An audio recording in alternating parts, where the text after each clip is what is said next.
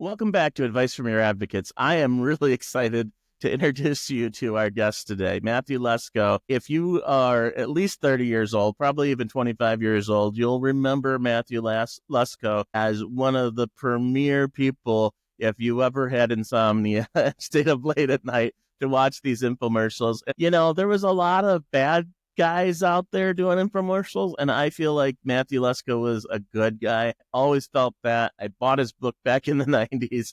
And you'll see today when you listen to this podcast, you'll see he really is a good guy, has committed his life to helping average folks, and I think you'll really like it. So enjoy. You're listening to Advice from Your Advocates, a show where we provide elder law advice to professionals who work with the elderly and their families. Welcome back to Advice from Your Advocates. I'm Bob Mannor. I'm a certified elder law attorney in Michigan, and I am really excited about the podcast today, and I think you're going to be excited too. We got Matthew Lesko. Hi, Matthew. How are you doing? I'm fine.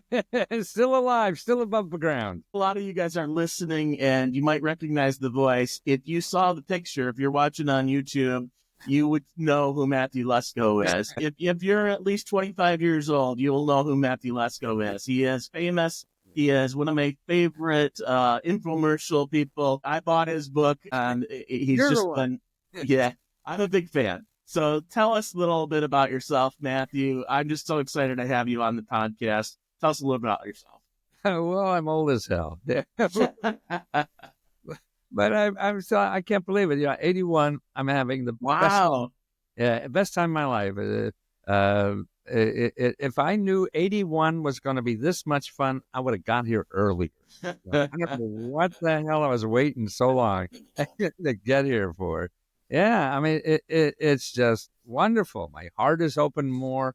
Business is easier for some reason. Right. Everything, you know, and all that stuff you used to worry about when you're younger. I don't have to worry about that. Wendy and I are probably more in love than we've ever been in our 40-some years or whatever. Very cool. I don't know. And I think it's all about giving. You know, it's just how, I mean, right now it's how much can I give before I die? Yeah. That's my mission. Well, let's talk about this for our listeners. So if you recognize that name and trying to place it, or if you're watching and you see the image of the jacket with all the question marks on it. So if you remember, he's the guy that tells us how to qualify and get government benefits, right? Which is in line with what we do, right? So, I help people get government benefits. That's what we do. And obviously we do a lot more than that, but we help people get veterans benefits. We help people get Medicare and Medicaid benefits.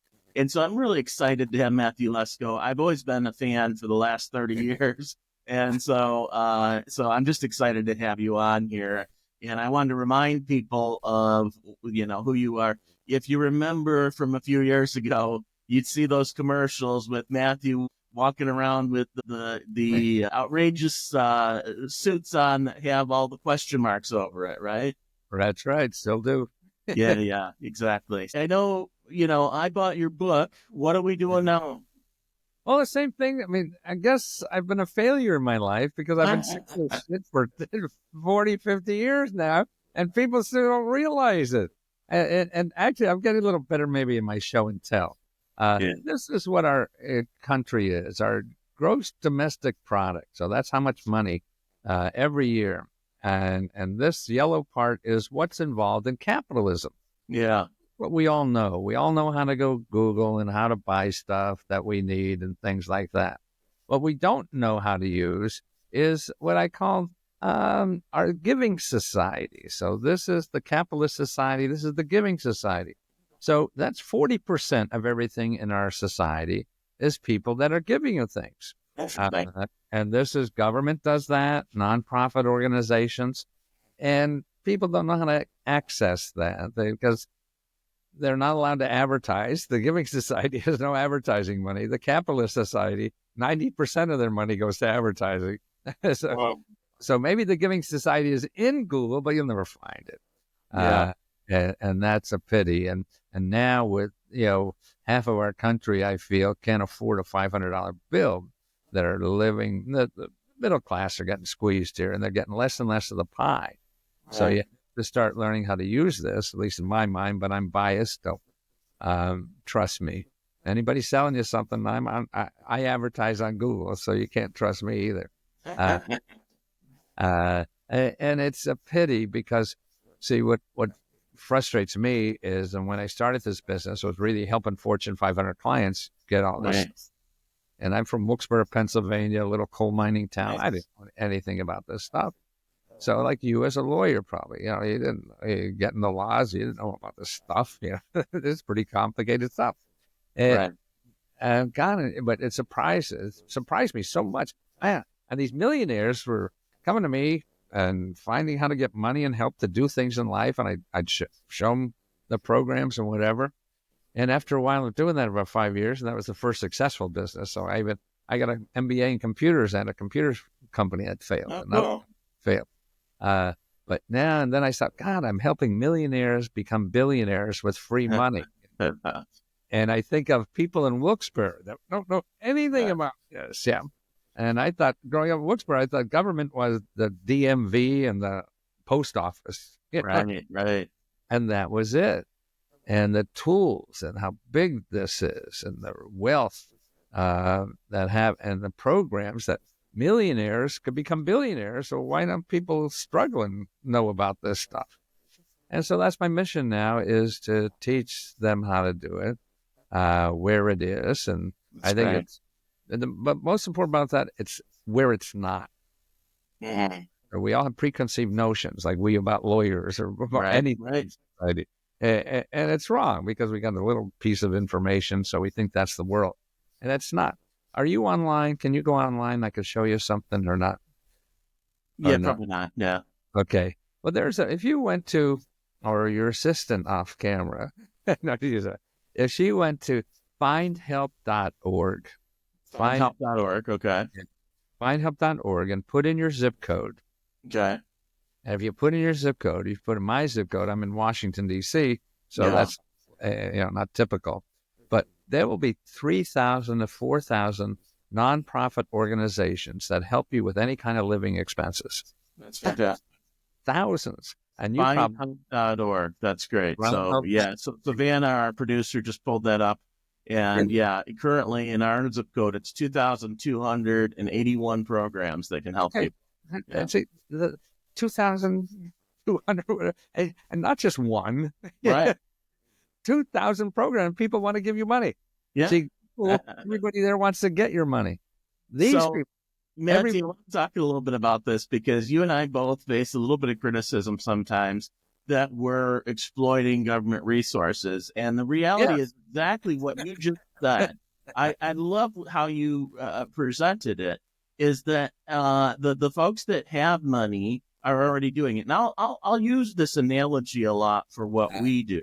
I'll use the analogy of taxes and saying, we all know that there's people with a lot of money that use and I don't want to say manipulate, but they use the tax code and all the rules appropriately and legally to make sure that they pay less taxes. And I use that analogy because I represent regular folks, right? I represent regular folks, not the billionaires. And so my point on it is, when I have regular folks that question it and say, is this legal? Should we be doing this? My answer is, the billionaires have been doing it for generations. And so what we're doing is we're trying to apply the laws appropriately to the regular folks so that they can get some advantages to this that the billionaires have already been taking advantage of for years, because that's how the law has been. Unless we're going to put all the accountants in jail. I don't know. Yeah, right, exactly. It's funny. So this is really, I probably shouldn't get into this, but when I first got into, when I was first a lawyer in the 90s, there was a law that was, they called it the law was, and we joked about it because it was put grandma in jail law. And then they said, well, that's not right. We can't put grandma in jail, because they were trying to appropriately access government resources. And then the law was put grandma's lawyer in jail. That lasted about 2 months before the government realized this is ridiculous. We're just, the lawyers giving advice is Exactly. a First Amendment right to give advice to people to how to access government resources. But there was literally a law in the mid 90s that was designed to put people like me in jail for giving advice to grandma. Yeah. Oh, that's right. Then your tax accountant has to go to jail. Yeah. Exactly. Then shouldn't we do the same thing for tax accountants? I have this quote. I want to read it to you because I think this is great. This was from a Supreme Court justice, and I really think this puts all of the things that we talk about in perspective. And you got to use, you got to extrapolate because this is regarding taxes. And so it's not we're not always talking about taxes. Most of the time we're not talking about taxes. We're talking about resources and getting access to resources. But it's the same concept. So this was Justice Louis Brandeis, which was one of the preeminent Supreme Court justices. When we think about Supreme Court justices in history, there's probably maybe a dozen that we think of as just being preeminent, of standing out, the ones that really had an impact. And Brandeis is one of them. And so probably know too. This is a quote from Justice Brandeis. He says, "I live in Alexandria, Virginia, near where you live, probably. Near the Supreme Court chambers, there's a toll bridge across the Potomac River. When I'm in a rush, I pay the $1 toll to get home early. However, I usually drive outside of downtown section of the city and cross the Potomac on a free bridge. This bridge was placed outside of downtown Washington, D.C. area to serve as a useful social service, getting drivers to drive the extra mile to help alleviate the congestion during the rush hour. If I went over the toll bridge through the barrier without paying the toll, I would be committing tax evasion. If, however, I drive the extra mile and drive outside the city of Washington to the free bridge, I'm using a legitimate, logical, and suitable method of tax avoidance, and I am performing a useful social service in doing so. For my tax evasion, I should be punished. For my tax avoidance, I should be commended. The tragedy of life today is so few people know that the free bridge even exists." And that's what we're talking about, right? The free bridge. That's great. I'm going to steal that. Yeah, exactly. Yes. No, that's true. I mean, you heard Trump, I think, I saw the quote again. He was, I think, in his argument with Hillary, or back and forth. Right. Yeah, she said something about he avoids taxes. No, I'm just smart. Right. Yeah, I remember that. And there's the comedian that kind of pointed that out. That was like, okay, he was the first billionaire that told the truth. Right. I'm smart, And so we kind of get why there's some popularity there, is because he's telling the truth sometimes, whether you like him or hate him. He's telling the truth. He's saying, no one else tells you this. I'm taking advantage of it because I'm smart. And that makes sense. All right. So tell me about you've got LeskoHelp.com. I want to hear about that community because it sounds like a really great community. It came out by accident. Most things, when I start businesses, I have one idea and they wind up something else. But you have to do something, because you'll never think of the best idea before it happens. They sort of evolve, and you have to get into doing it. And we're not smart enough to know the future. People stop buying reference books. Shit, what am I going to do? Right. So it took me many years, and then I knew the information was still good. And if I wanted to sell to rich people, then that's easy. They can make money, they'll give you money. Yep. Right. I didn't want to do that. And I wanted to help the average person who didn't have that kind of money to do it. And so I said, well, I'll have some kind of subscription or whatever. But that seemed bad to me because how many people can I really help at $20? And make a risk point though, $20 a month, and you get access to your resources. Everything. And so, but what's grown into it is that the people are helping people, not me. Right. I'm just the trained SEAL telling people. And it's people who just they're better at it, because they just started getting the money, and they didn't know how to do it either, 2 weeks ago, and now they're getting something. So to talk to them about how they did it, see, so they're available. We got probably about anywhere 3 to 5 hours every day of people who are available on Zoom calls you could talk to with, and ask how they got the money, and get one-on-one help like that. And then also what surprises me is that we only charge $20, and people said I should charge thousands even, and people, it would. And I said, no, I want to help the people.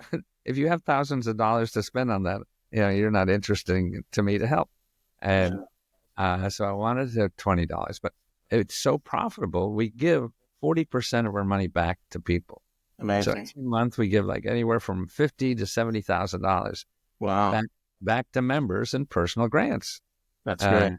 And I just was reading how Facebook is giving grants to small businesses, and they're giving out $100 million. Well, I was doing some math with their sales. Their sales is like $150 billion. Oh, wow. 100 million is like 0.0001% of the money that they're giving to people in need. And we're giving 40%. So that made me feel nice. Well, giving any money, I never thought I'd be in a position to be able to do something like that. I thought you had to be Jeff Bezos or somebody. Right.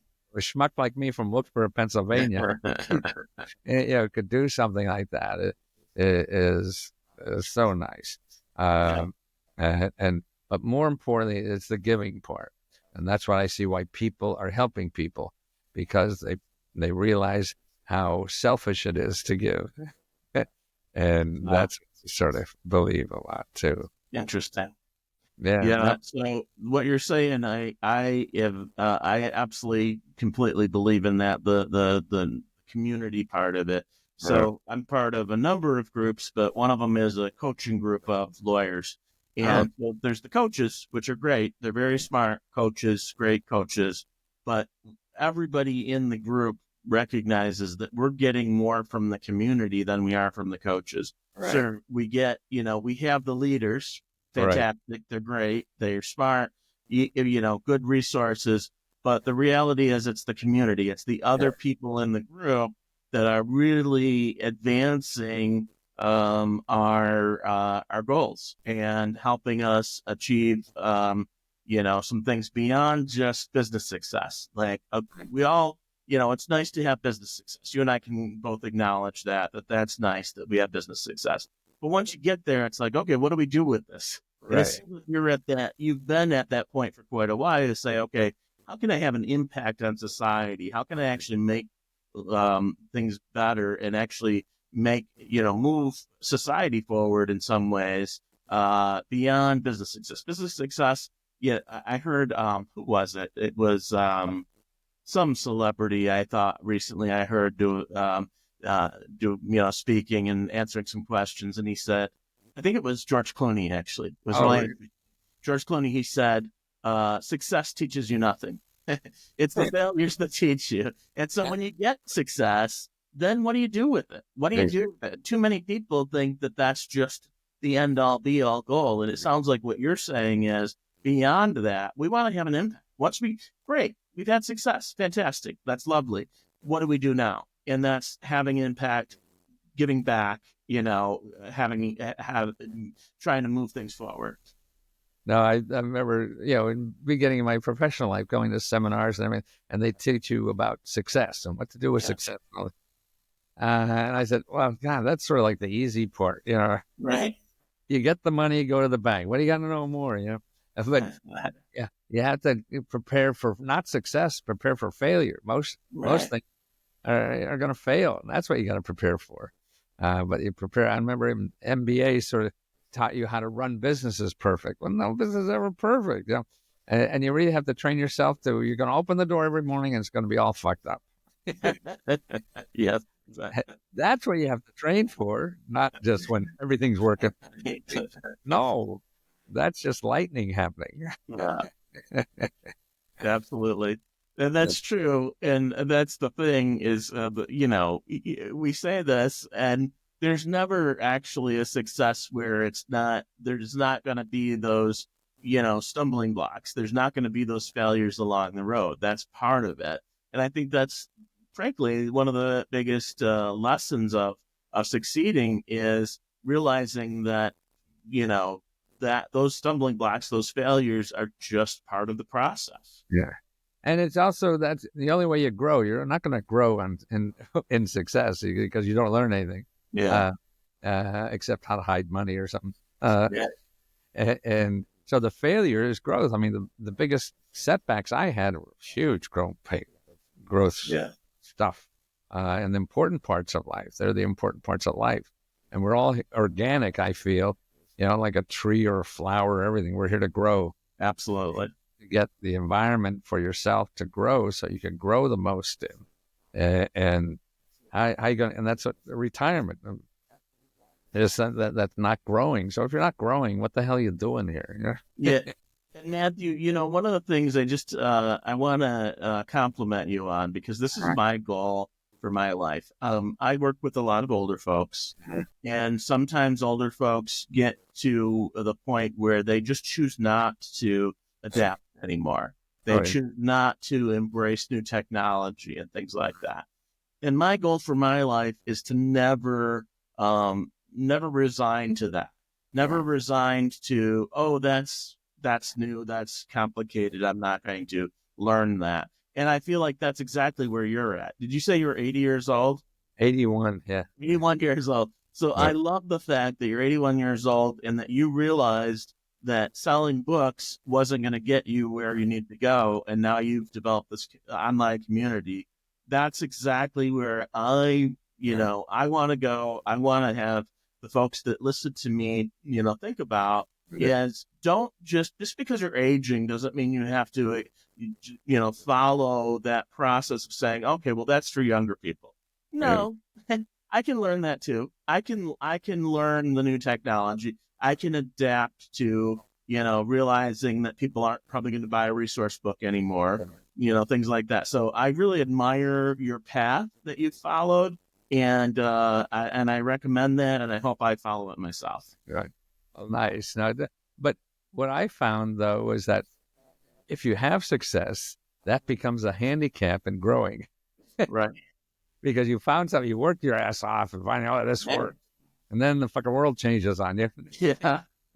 And that doesn't work. And you're trying to find out how to take the old stuff I learned to fit it in the new stuff, Right. And that wasted about 5 years of my life. Yeah. But that's why you kept trying is the point. Exactly. That's the only way. And and that's why I like younger people, because older people trying to do something, they're trying to take their success and fit it in. Younger people don't have success, so they're just looking at the opportunities and the holes that have to be filled. Yeah.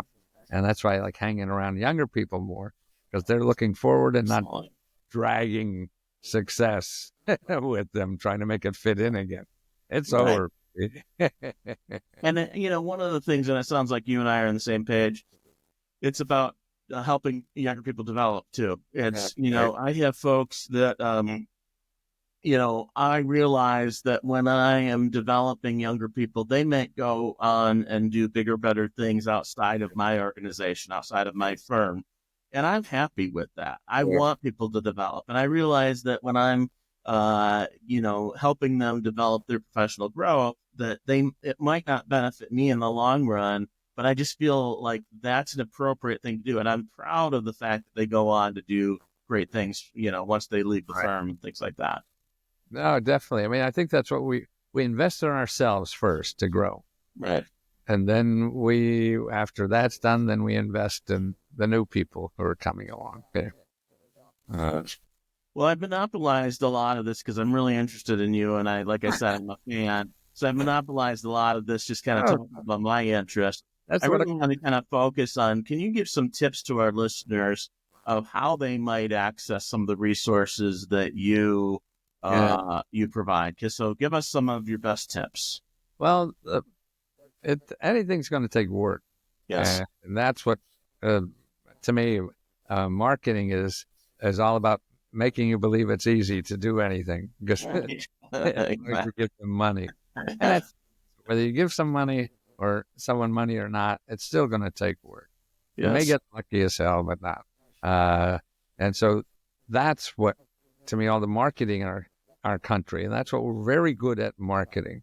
And so I think unless you have a lot of money, just stay away from Google. You're not going to get it's just people are so good at marketing nowadays because you could try 50 different combinations within a second to see what makes somebody open their wallet.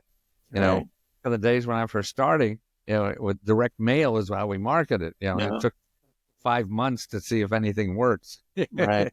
Now it takes a nanosecond and you get 500 items, to see what works and that doesn't work. So they can get your money so easily. So number one, stay away from that. Number two, talk to people. You're not going to find out in our society anymore just by reading shit on the internet. We give you clues and things like that. But you want to talk to experts who know those 500 websites that you just got on Google were 500 billion. The three you should know. And the only way you're going to know that is by talking to somebody who knows that stuff. And that's important. So anybody you talk to, make sure that it's a .gov or .org. Interesting.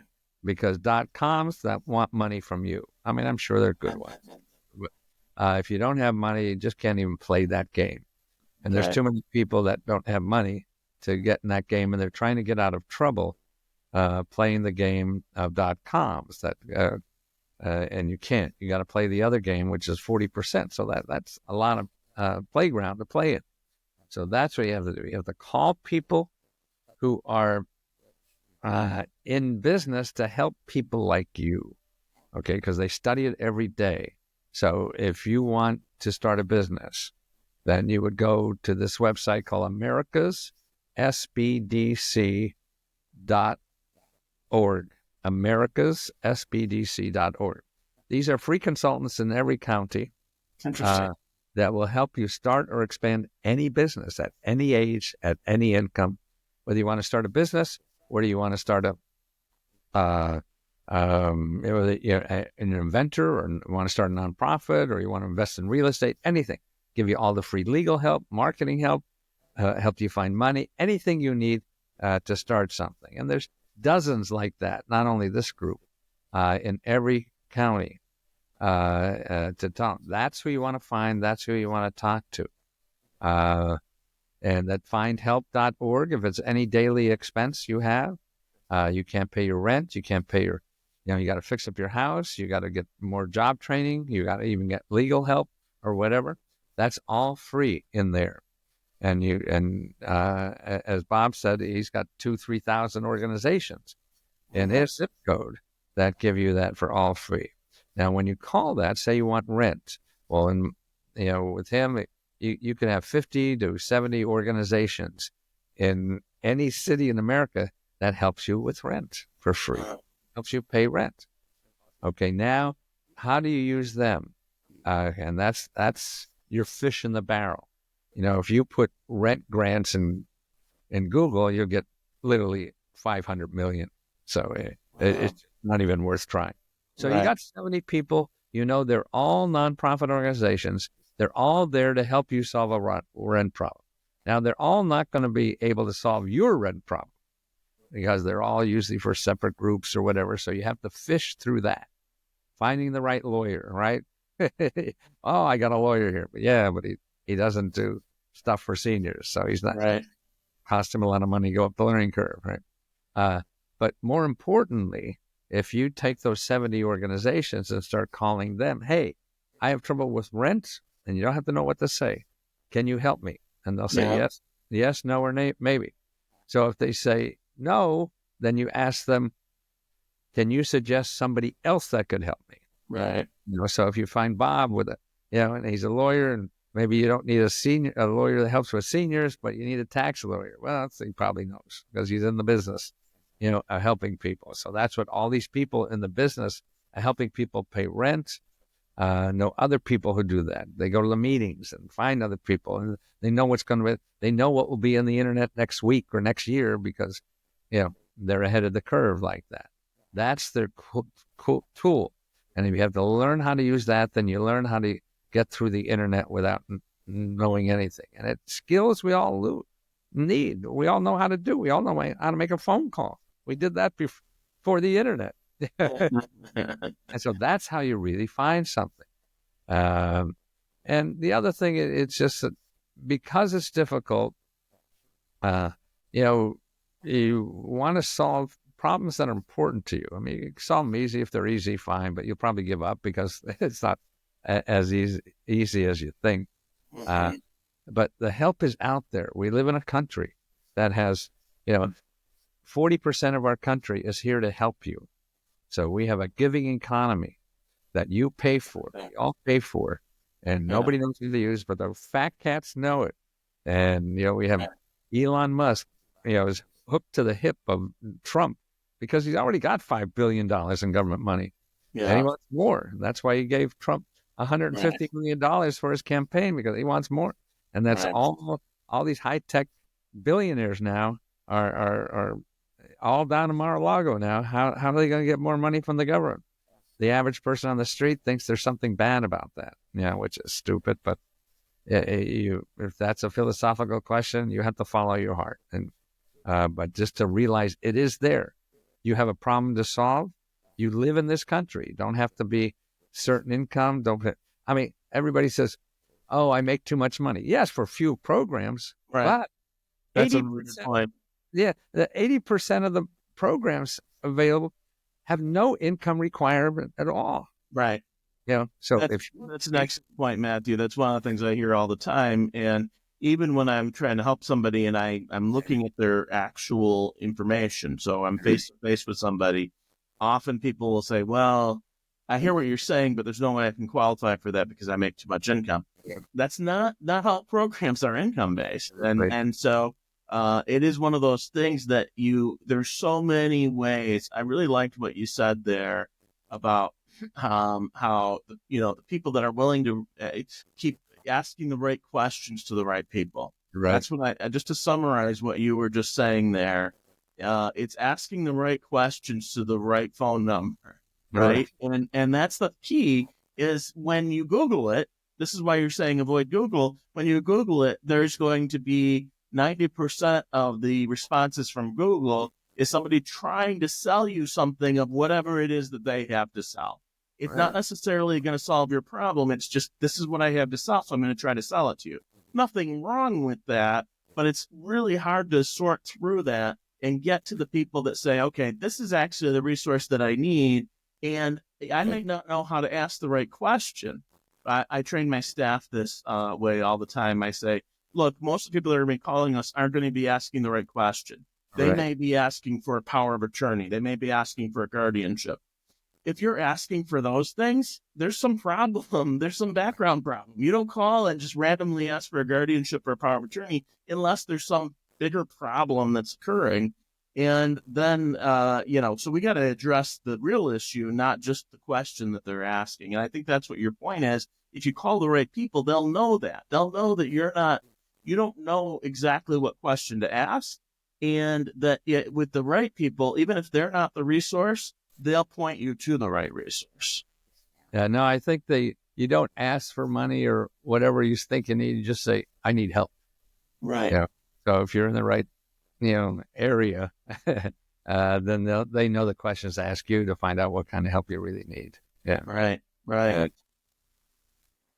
Well, Matthew, this has been great. This is really exciting to talk to you. I think I love how the trajectory of your life has gone, and that you I've always felt like you were one of the trustworthy intellectual guys, because there was guys out there that weren't trustworthy. And I always felt your sincerity back 20 years ago, all that. And to see the trajectory of your life, and now you're all about making sure people have access to information at a very low price. The LeskoHelp.com, $20 a month is nominal to get access to all these resources in the community that you've created, which is amazing. Well, thanks, Bobby. I love your kind words, man. They're I pretend I don't hear them. Because maybe the nuns taught me to do that. Yeah, good. but they're etched in my heart, believe me. Well, I appreciate you coming on the podcast. I think that people, the people that are listening, will get a lot of value from this. I do recommend that you check out leskohelp.com. Thank you, Matthew, for being part of our community, and hopefully we'll send a few people your way. You bet. Thank you so much.